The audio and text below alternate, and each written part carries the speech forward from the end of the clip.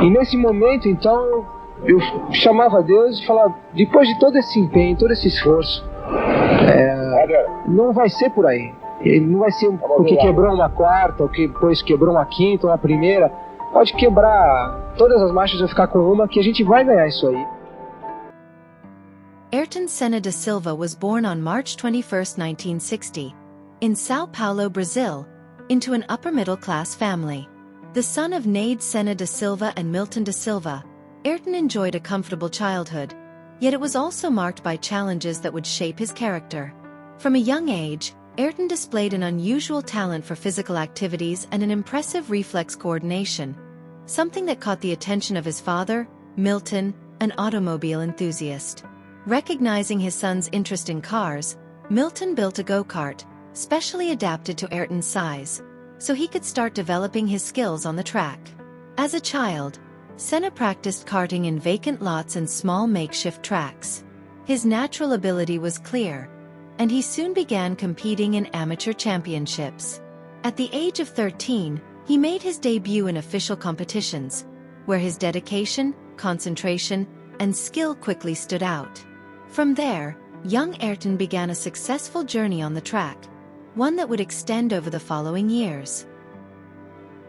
With a brilliant track record in kart racing, Ayrton decided to go further. In 1981, at the age of 21, he moved to England to compete in the lower tiers of European motorsport.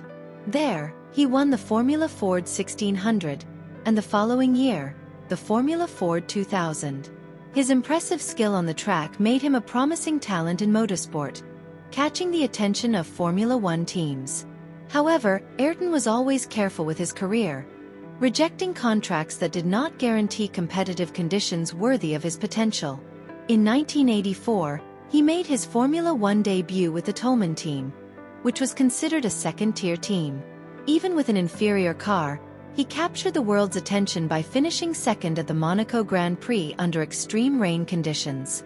This extraordinary performance marked the beginning of his fame as a master of wet tracks and a remarkable competitive talent. After a season with Toleman, Senna was signed by Lotus, where he remained until 1987. During this period, he achieved his first Formula One victories, establishing himself as one of the circuit's most promising drivers. However, it was in 1988 that his career took an even bigger leap when he joined the McLaren team alongside Frenchman Alain Prost, his future major rival. The year 1988 marked the beginning of an era of victories for Ayrton Senna and McLaren. He won his first Formula One world title, proving unbeatable in adverse conditions and showing an almost superhuman ability to stay in control under high pressure. His rivalry with Prost became legendary, and the two delivered some of Formula One's most memorable battles. Ayrton would go on to win 2 more world championships, in 1990 and 1991, cementing his status as one of the greatest drivers of all time. Beyond his skill as a driver, Ayrton Senna was known for his spiritual depth and reflections on life and death. Though he was a relentless competitor on the track, he was also an introspective and deeply religious person. He believed his talent was a divine gift and that his mission was to use it to the fullest. This perspective made him even more fearless on the track, sometimes leading him to take extreme risks. Senna always carried a strong sense of purpose, which drove him to dedicate himself not only to the sport but also to social causes. At the height of his career, he began directing a portion of his earnings toward educational and social development projects in Brazil. After his death, these initiatives were formalized into the Ayrton Senna Institute, a foundation that continues his philanthropic legacy. The 1994 season began with high expectations, as Senna had transferred to the Williams team, which had dominated the previous seasons. However, the new car did not offer the same stability and reliability Senna had hoped for, leaving him feeling uncomfortable and insecure on the track. During the weekend of April 29 to May 1, 1994, at the San Marino Grand Prix in Imola, a series of concerning incidents occurred. On Friday, driver Rubens Barrichello suffered a severe accident but fortunately survived. On Saturday, Austrian driver Roland Ratzenberger died in a crash that left Senna deeply shaken. On Sunday, May 1st, Senna started from pole position, determined to win the race but visibly affected by the events of the weekend. On the 7th lap, while going through the Tamburello corner at around 330 km per hour, Senna's car went off the track and violently struck a concrete wall. Telemetry showed he tried to brake and turn the car to avoid the impact, but the attempt was in vain. The collision caused fatal injuries, primarily due to a suspension rod that pierced Senna's helmet and struck his skull. Medics arrived quickly, but the damage was irreparable. He was declared dead at the Maggiore Hospital in Bologna a few hours later. Ayrton Senna's death was a shock to the world of motorsport and to Brazil. His passing led to a wave of national grief, and the Brazilian government declared 3 days of official mourning. Senna's coffin was brought to Brazil by the Brazilian Air Force, and his funeral was attended by thousands of people, including numerous sports personalities.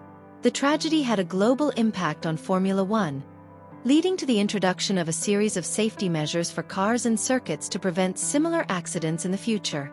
Additionally, the Ayrton Senna Institute was founded in his memory, helping Brazilian children and youth access quality education and better life opportunities. Ayrton Senna's story doesn't end with his final race but lives on in the hearts of millions. Senna left us with a lesson that transcends motorsport: to never give up on our dreams, to fight until the very last moment, and to use our gifts to do good. He showed us that courage and generosity can transform the world around us. Senna was more than just a driver. He was a hero, an icon, and for many, a source of inspiration that reminds us that true victory is not merely crossing the finish line but leaving a legacy that touches lives. Today, we remember Ayrton Senna with pride, gratitude, and longing. Though his life was short, his impact was immense, and he continues to inspire generations to believe in the impossible. If you also missed this hero of the track, share your memories in the comments, leave a like in his honor, and subscribe to follow more stories of great personalities like Ayrton Senna. Each comment, each subscription, keeps Senna's memory alive and helps his legacy continue to inspire us. Thank you for joining us on this journey. See you in the next video.